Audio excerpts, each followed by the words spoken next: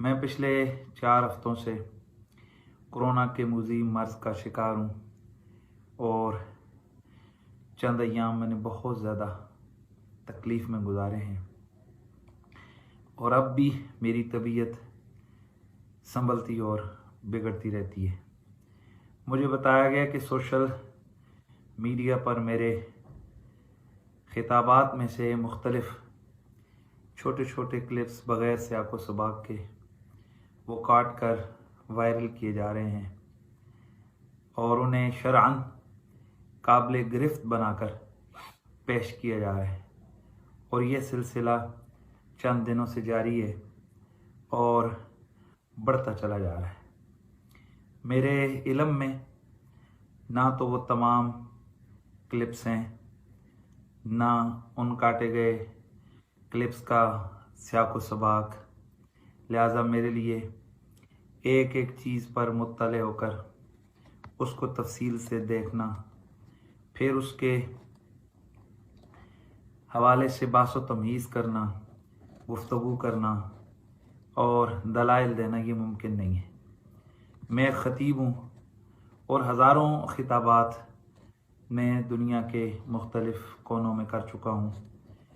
سینکڑوں ٹیلی ویژن پروگرامات کیے ہیں، کئی کتابیں بھی میں نے کئی عنوانات پر تحریر کی ہیں، اور میری تقریر یا تحریر میں شرعاً قابل گرفت الفاظ کا پایا جانا ممکن ہے، اور میں توجہ دلانے پر اس سے قبل بھی بعض امور سے رجوع کر چکا ہوں۔ میں اس موذی مرض میں مبتلا ہوں اور میری آنکھوں کے سامنے اپنے اور پرائے کئی جوان بوڑھے میری آنکھوں کے سامنے دنیا سے رخصت ہو چکے ہیں۔ موت برحق ہے، یہ کسی کو کسی بھی وقت آ سکتی ہے اور میرا بھی بلاوا آ سکتا ہے،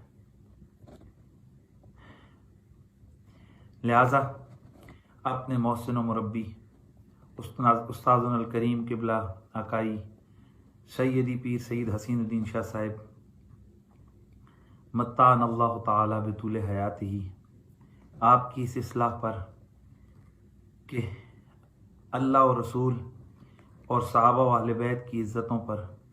ہماری ہزاروں عزتیں قربان ہو جائیں اور ہماری عزتیں انہی نفوس قدسیہ کی عزتوں کے دفاع کے طور پر قائم ہیں۔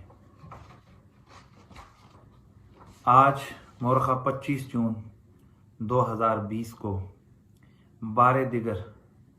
میں توبہ اور رجوع کرتا ہوں کہ آج تک میری تقریر یا تحریر میں کوئی جملہ یا لفظ مجھ سے ایسا صادر ہوا جو کہ تقدیس شان الوہیت، عظمت و شان انبیاء کے خلاف تھا، یا اہل بیت اطہار خواہ و سیدہ کائنات سیدہ پاک بی بی زہرا سلام اللہ علیہا ہوں، یا ان کے شہزادے حسنین کریمین مولا علی ہوں، یا سرکار کی دیگر شہزادیاں امہات المؤمنین میں سے سیدہ خدیجہ ہوں، یا سیدہ عائشہ صدیقہ، سیدہ ام حبیبہ ہوں، یا دیگر ازواج مطہرات، یا صحابہ کرام ہوں، خواہ حضرت سیدنا ابوبکر صدیق ہوں، حضرت عمر فاروق ہوں، حضرت عثمان غنی ہوں، یا حضرت طلحہ و زبیر و سعد و سعید، حضرت ابو عبیدہ بن الجراح ہوں، حضرت عبد الرحمن بن عوف ہوں، یا حضرت ابو سفیان، یا حضرت معاویہ بن ابی سفیان، یا دیگر میرے نبی کے پاک باز صحابہ رضوان اللہ تعالی علیہم اجمعین، یا اللہ تبارک و تعالی کی نوری مخلوق حضرت سیدنا جبریل امی ہوں، حضرت میکائیل ہوں، حضرت اسرافیل و عزرائیل ہوں، یا دیگر ملائکہ، یا دیگر ائمہ اہل بیت ہوں، یا ائمہ مجتہدین اولیاء کاملین، ان تمام ہستیوں میں سے کسی بھی ہستی کی بارگاہ میں مجھ سے کبھی بھی کوئی بھی ایسا جملہ یا کلام تقریراً یا تحریراً سرزد ہوا ہو جو ان کے شایع نشان نہ تھا، یا وہ لفظ و جملہ شرعاً قابل گرفت ہو اور اجماعی عقیدہ اہل سنت کے خلاف ہو، اور سہون یا عمدن، تقریراً یا تحریراً مجھ سے سرزد ہو گیا ہو، میں اس سے رجوع کرتے ہوئے اس قابل گرفت کلام سے بیزاری کا اظہار کرتا ہوں، اور اللہ کے حضور توبہ و استغفار کرتے ہوئے کہتا ہوں استغفر اللہ ربی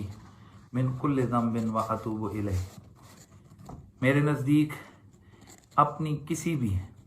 جانی یا انجانی اعتقادی یا عملی غلطی پر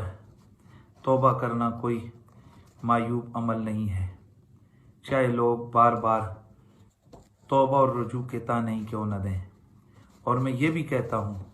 کہ بشرط زندگی اگر آئندہ بھی مجھ سے کوئی ایسا کلام یا جملہ جو شرعاً قابل مواخذہ اور شرعاً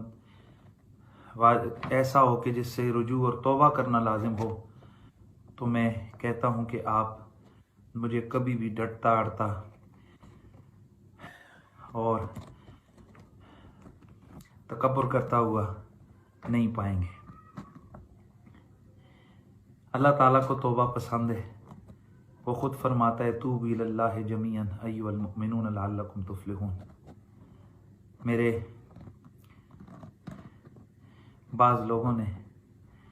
میری بیماری کا مذاق اڑایا ہے اور مجھے اس بیماری کے تانے دیے ہیں، چونکہ بیماری لگانے والا اور شفا دینے والا اللہ تعالیٰ ہے، لہٰذا میں اپنا معاملہ اللہ کے سپرد کرتا ہوں۔ اللہ تعالیٰ اس مضی مرض سے ہمارے دشمنوں کو بھی بچائے، اور تمام جو لوگ اس میں مبتلا ہیں اللہ ان کو جلد اس سے نجات عطا فرمائے۔ میں آخر میں اللہ کے حضور یہ دعا کرتا ہوں کہ اللہ تعالیٰ میرا خاتمہ ایمان پر فرمائے اور میرے تمام صغیرہ کبیرہ گناہ معاف فرمائے۔ اور یہ دل کی بات کرتا ہوں کہ اگر زندگی ہے تو تا دم مرگ میں تحفظ ناموس رسالت و عقیدہ ختم نبوت اور مقام و شان صحابہ و اہل بیت کی خاطر کوشش جاری رکھوں گا، اور انشاءاللہ سیدہ زہرا پاک کے پاک شہزادوں اور ان کے بچوں ساتھ